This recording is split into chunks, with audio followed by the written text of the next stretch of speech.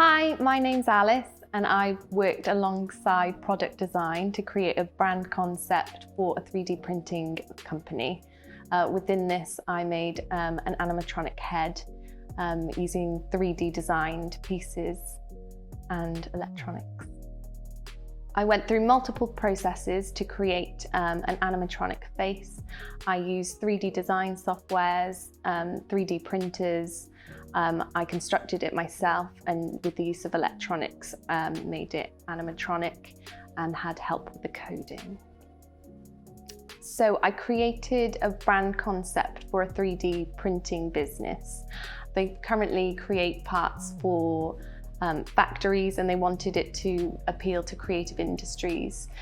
So I came up with the idea of creating this animatronic face to make the brand seem more exciting and appealing to creatives. I collaborated with multiple creatives on this project, including illustrators, animators, lecturers, musicians and coders. I'm really happy with what I've achieved and proud of the final product, and I definitely want to continue my studies onto a master's.